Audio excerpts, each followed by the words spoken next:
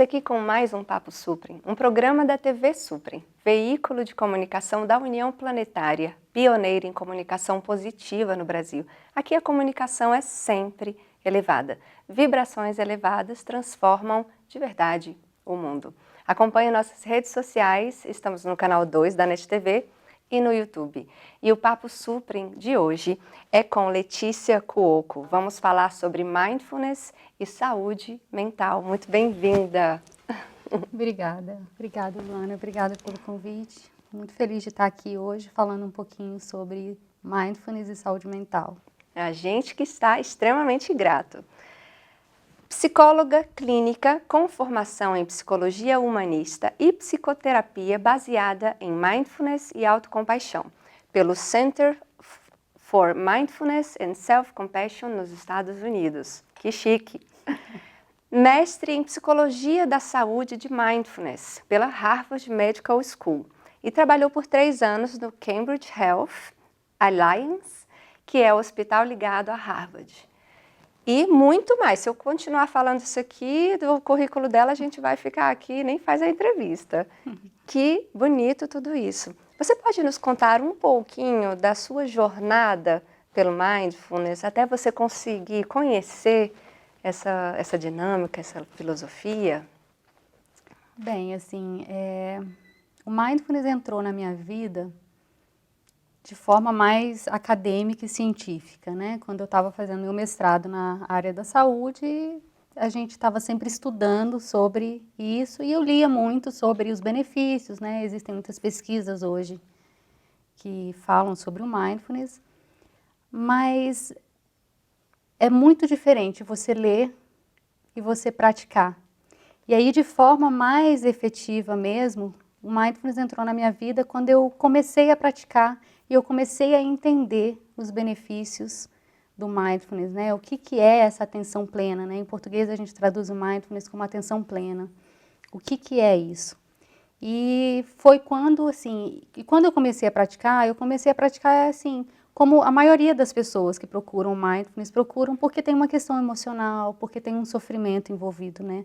O sofrimento faz parte da vida da gente, o sofrimento é algo que está inerente. É inerente. A nossa condição humana, né? E a gente acaba sempre buscando estratégias. Então, assim, eu comecei a procurar o mindfulness buscando lidar com minhas questões emocionais, né? Aquele lugar, assim, que dói e que a gente não dá conta de olhar, né? E foi aí que eu comecei a entender, assim, poxa, como isso é poderoso, né? Como isso me ajuda a olhar. Mas não é só um olhar, é um olhar cuidadoso, é um olhar gentil, é um olhar de quem está realmente cuidando e não só se julgando, se culpando. E aí eu vou falar um pouquinho mais disso quando a gente entrou na minha vida mais ou menos há uns 6 anos atrás. Até recente. Sim, dessa forma mais vivencial, experiencial, né? E foi algo assim poderoso na minha vida, que assim mudou completamente assim a minha relação comigo, com minha dor, com meu sofrimento. E é por isso que hoje assim, o meu objetivo é trazer isso para as pessoas. Ah, fantástico, porque muitas vezes a gente acha que eu já passei a vida inteira sem olhar para isso, deixa para lá, não quero experimentar mindfulness, meditação, autoconhecimento. Então as pessoas vão ficando negligentes com isso, não concorda? Exatamente. A gente vai, na verdade, assim, a gente vai colocando para debaixo do tapete, a gente não olha para a nossa dor. Sim. Só que a verdade é que, assim, não olhar para a nossa dor não significa que ela não esteja presente. Pelo contrário, ela está o tempo todo ali aparecendo de outras formas, né? Assim, e quanto mais a gente empurra para debaixo do tapete, mais ela vai aparecendo de outras formas. Eu costumo dizer que, assim, aquilo que a gente não reconhece e aquilo que a gente não olha, a gente não tem como transformar e curar. Mas quando a gente olha para aquilo e a gente... deixa eu cuidar disso, né? Por que a gente não pode cuidar da nossa dor emocional como a gente cuida de um machucado? É verdade. Né? A dor é um pedido de socorro da alma e uma oportunidade para a gente mudar algo, para a gente curar, para a gente olhar para algo e a gente negligencia, Mesmo. E o mindfulness, ele ajuda nesse sentido? Como é? O que é essa prática? Pode nos falar um pouquinho dela e dos benefícios? Sim. Como eu falei, assim, eu vou explicar o mindfulness, mas as pessoas vão entender mais o que é isso quando elas experimentarem o mindfulness e vivenciarem. O mindfulness a gente traduz hoje como atenção plena, né? Que assim, todos nós temos uma capacidade inerente de atenção. Só que a gente vive num mundo onde a nossa atenção ela é dispersa. Muito. A gente vive num mundo multitarefa, onde a gente tem que o tempo inteiro estar fazendo, estar produzindo, e a nossa mente, ela está o tempo todo dispersa. Ela está o tempo todo divagando, né, assim, de um lado para o outro. E isso tem um impacto profundo na nossa saúde mental. E o mindfulness, na verdade, ele é uma estratégia de você treinar a sua atenção. Você trazer a sua mente para o momento presente. Uhum. E você fazer um exercício de trazer a mente para o momento presente, mas não é de qualquer forma. É de uma forma gentil, sem julgamentos, com autocuidado. Né? Então, o mindfulness é um treinamento mental. Eu brinco que tem um ditado oriental que ele diz assim, que a nossa mente é como um macaco bêbado, picado por um escorpião, pulando de galho em galho. Uau! É desse jeito. E, na verdade, a nossa mente é isso. Ela vive dispersa, ela vive pulando, né, assim. E essa dificuldade que a gente tem de focar e de trazer a nossa atenção faz com que a gente não esteja atento às coisas, né? Assim, a gente esteja com a nossa visão da realidade embaçada. A gente não consegue ver a realidade, a gente não consegue porque a gente está o tempo inteiro com essa mente dispersa, com essa mente divagante, com essa mente julgadora, né? Então a gente está o tempo inteiro julgando o que está acontecendo com base, às vezes, em experiências passadas e a gente não olha para a realidade. É verdade. Né? E o mindfulness é um convite. Ok, vamos olhar para o que está acontecendo. Né? Vamos trazer a nossa atenção para o momento presente com aceitação sem julgamento. É como se a gente começasse a focar, como se fosse uma câmera, um zoom de uma câmera, né? Sim. A gente começa assim a focar essa lente e aí a gente começa a ter uma visão da realidade um pouco mais clara. É verdade, Letícia. Muitas vezes a gente fica pensando no futuro e por isso essa ansiedade. É o futuro, exatamente. É o futuro e nem existe a dor real. Então essa prática pode nos fazer olhar para o agora mesmo e perceber, tem dor mesmo aqui? Qual a dor? Né? O que está acontecendo agora? Exatamente. Ou então a gente vive na depressão pelos fatos passados, como você falou, das vivências anteriores. Exatamente. Quando a nossa mente está dispersa, existe até uma frase que diz assim, que a mente dispersa é uma mente infeliz. Né? Porque quando a nossa mente está dispersa, assim, a gente naturalmente, assim, a gente evoluiu, né? E a nossa evolução,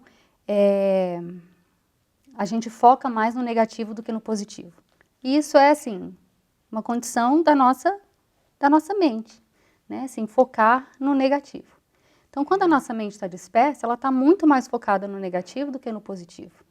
Né? Eu sempre brinco, assim, com as pessoas, né, que eu converso, que assim, se alguém te falar 9 coisas positivas e falar uma negativa, o que vai ficar preso na sua mente?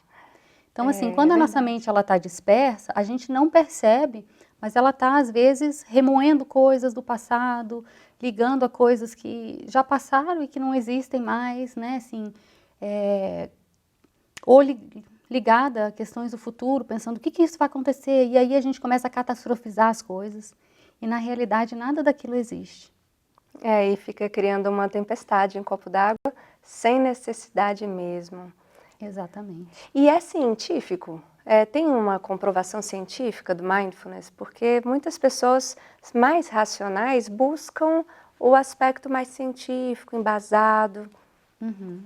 Sim, o mindfulness hoje, ele tem sido amplamente estudado, inclusive, assim, nas grandes universidades no mundo inteiro, né, assim, como uma estratégia que realmente tem um efeito na saúde mental. Né? Então, assim, hoje a neurociência já explica muito essa questão de por que traz tantos benefícios, né? Porque quando a gente...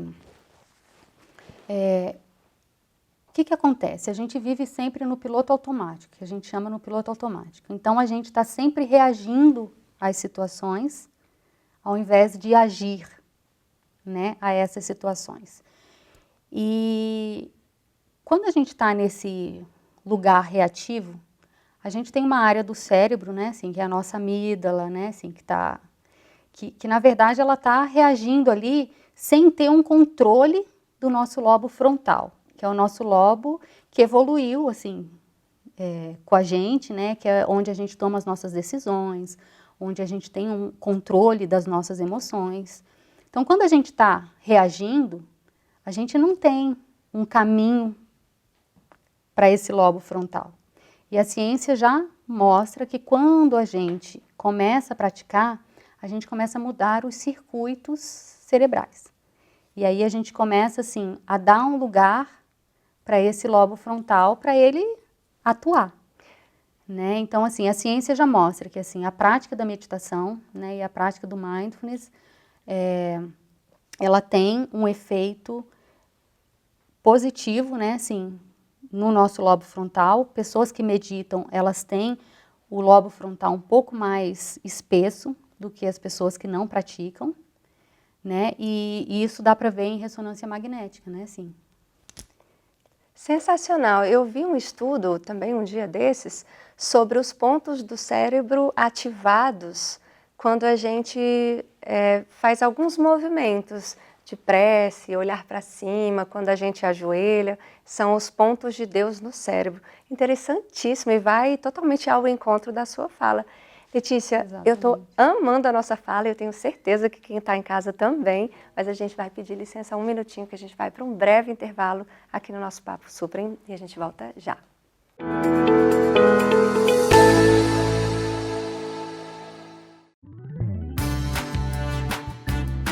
Venha com a gente! Vamos fazer um mundo melhor!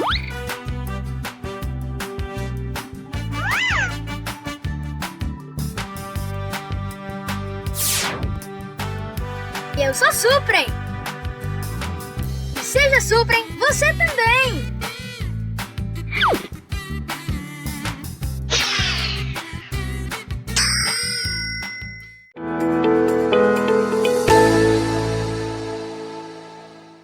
Estamos de volta com o nosso segundo bloco do Papo Suprem. A entrevista de hoje é com Letícia Cuoco. Estamos falando sobre mindfulness e saúde mental.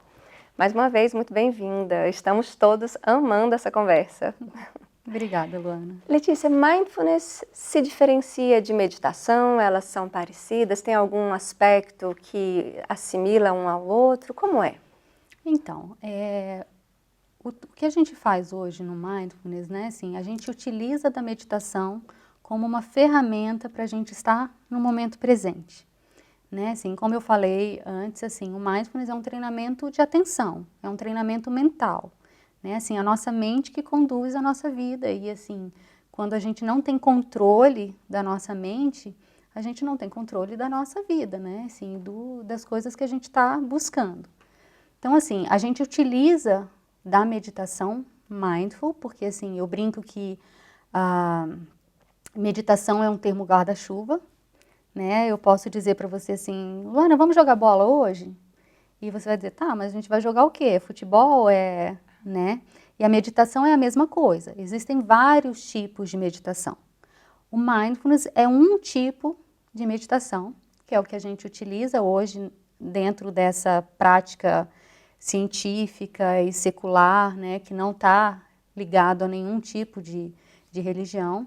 A gente utiliza da meditação mindfulness, que é a meditação da atenção plena, como uma estratégia para a gente treinar o nosso cérebro, né? E para a gente ir treinando e fortalecendo, assim, os nossos, entre aspas, né, nossos músculos atencionais, para que no nosso dia a dia, na nossa vida diária, a gente tenha mais presença, né, em tudo que a gente faz.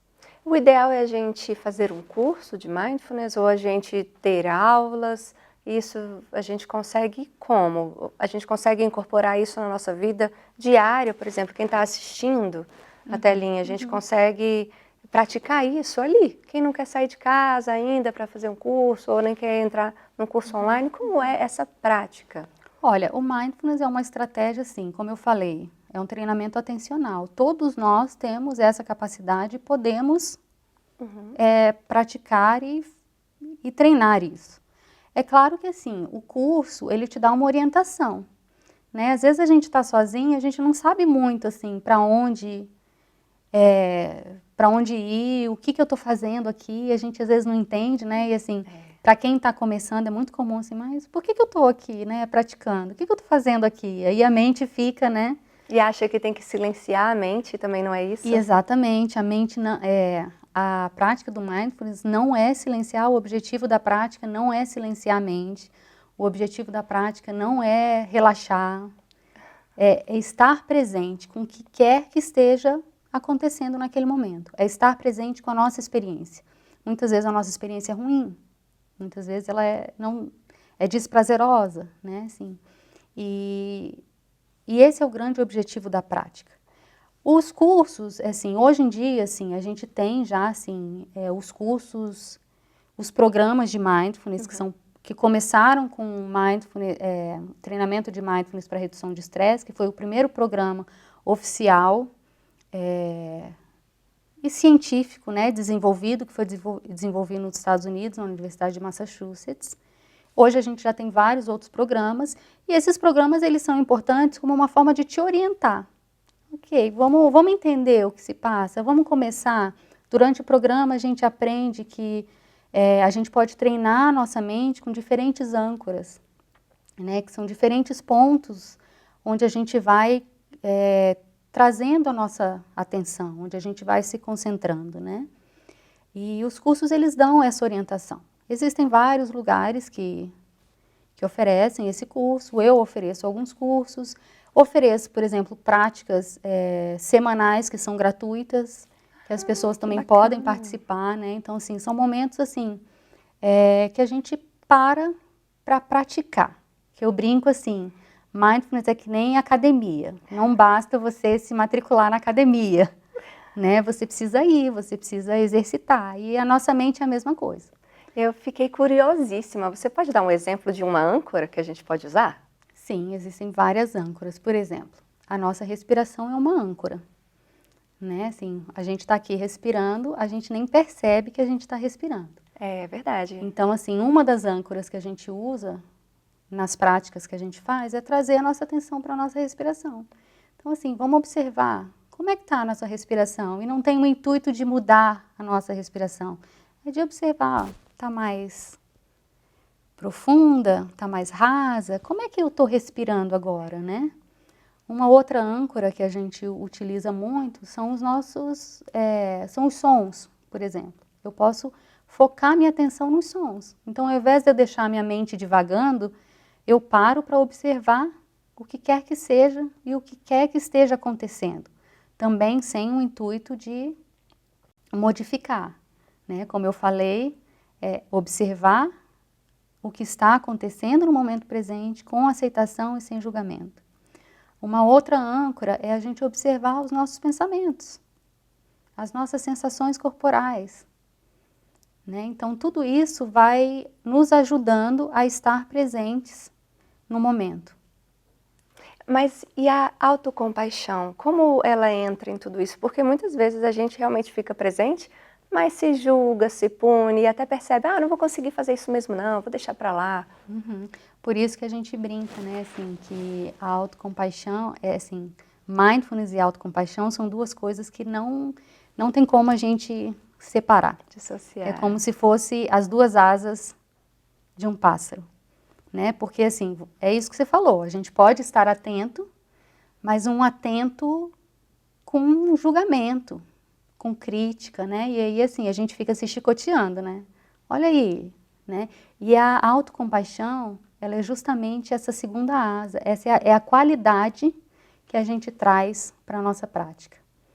né? Que é se olhar com gentileza, com amorosidade, com cuidado, né? E tudo isso também é científico, né? A gente falou da questão da ciência, hoje assim, a ciência já mostra que a autocompaixão é uma qualidade essencial, porque quando a gente se julga, a gente ativa o nosso sistema de luta e fuga, o nosso sistema de estresse ali, né?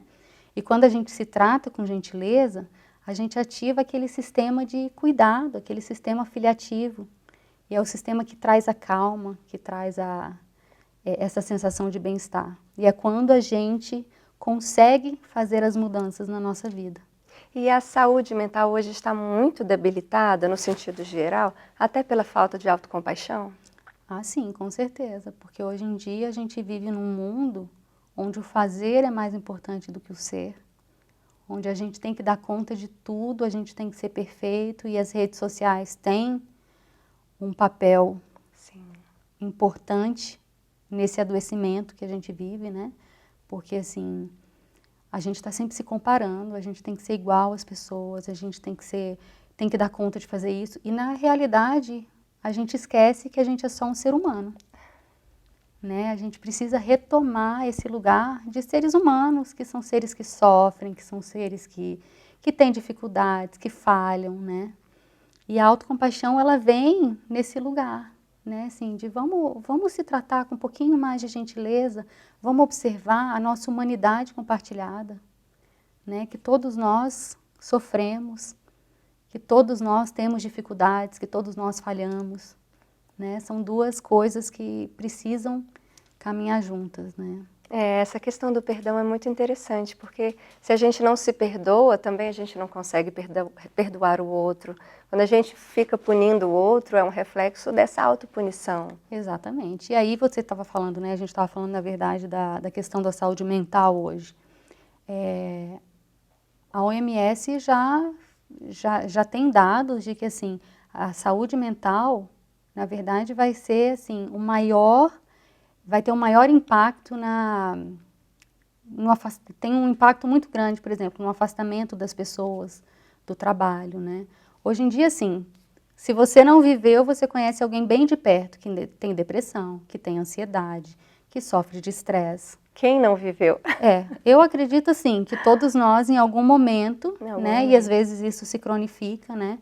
Mas hoje, por exemplo, mais de 80% da população tem queixas de estresse. Isso são dados oficiais, né? Assim, 60% da população tem crises de ansiedade, né? E a gente fica, às vezes, muito focado em, assim, tem que medicar, que são coisas importantes. A gente precisa, em alguns casos, medicar. Mas, às vezes, a gente fica muito focado em, assim, na doença, e a gente esquece de focar na causa, nas estratégias de, assim, como é que a gente modifica esse tipo de padrão? Como é que a gente cuida do nosso bem-estar? Como é que a gente se torna pessoas emocionalmente e mentalmente mais saudáveis? Que aí, assim, é mental, é emocional, é físico, né? Porque tudo está interligado. É verdade, a gente fica buscando o milagre e não percebe que é o milagre diário, a partir das próprias atitudes, uma autorresponsabilidade mesmo. Exatamente, a gente se esquece que a gente tem essa responsabilidade, né? Porque o aspecto infantil a gente só quer receber de graça e não quer atuar. Exatamente. Né? E Letícia, a gente te encontra onde? Você falou que dá aulas de mindfulness. Sim, eu atendo aqui em Brasília, né? Assim, o meu consultório é no Brasília Shopping. Eu trabalho no meu consultório com terapia baseada em mindfulness e autocompaixão, e eu promovo alguns cursos também, né? A gente sabe que nada que acontece nessa vida é por acaso. E eu amo essas entrevistas, porque eu sempre pergunto assim para mim, o que a vida está querendo que eu me aprofunde agora? E aí vem você com mindfulness nos encantando. Estamos encerrando o nosso Papo Supra, infelizmente, porque eu queria conversar muito mais com você, mas você pode dar uma mensagem de inspiração agora nesse final, para que as pessoas expandam seus corações te ouvindo? Eu gostaria de dizer para as pessoas que, assim, que saúde, bem-estar, equilíbrio emocional são coisas que a gente pode buscar e que a gente pode praticar, né? Assim, são escolhas que a gente faz, né? E o Mindfulness, ele tem esse lugar de ajudar a gente a escolher onde a gente quer colocar a nossa atenção, o que a gente quer fazer, né? São as sementinhas que a gente vai plantando na nossa vida, né? Se a gente planta raiva, estresse, ansiedade, com certeza, assim, não tem como a gente falar assim, eu tenho uma vida leve, uma vida, né? Assim, não tem jeito. Mas se a gente passa a plantar sementinhas de amorosidade, de compaixão, de bondade, de atenção, a gente tem esses efeitos. E que, assim, que todos nós podemos buscar esse lugar, né? Todos nós temos essa capacidade de se olhar. Então, e que isso tudo são habilidades treináveis. E a ciência já mostra isso pra gente. A gente tem como treinar essas habilidades, né? Para ter uma vida mais plena, né? O que não quer dizer que seja uma vida sem problemas, porque não existe pílula mágica, e eu queria deixar isso bem claro aqui, que assim, a gente não está dizendo que o Mindfulness é uma pílula mágica, mas é uma ferramenta de autoconhecimento. Que é essencial. Exatamente. Então, assim, a partir do momento que a gente se olha, a gente tem como mudar aquilo que não funciona pra gente, né? Letícia, que fantástico ouvir você. Muito obrigada, Luana. por tudo que você nos trouxe, principalmente para mim, que com certeza eu vou atrás de praticar essa filosofia. Uma filosofia. É um tipo de prática, vamos dizer assim. E acaba virando uma filosofia de vida. Né? Exatamente. Infelizmente, encerramos o nosso Papo Suprem, mas podem buscar Letícia para nos ensinar cada vez mais sobre Mindfulness. Acompanhe nossas redes sociais, estamos no canal 2 da NET TV e no YouTube. Obrigada!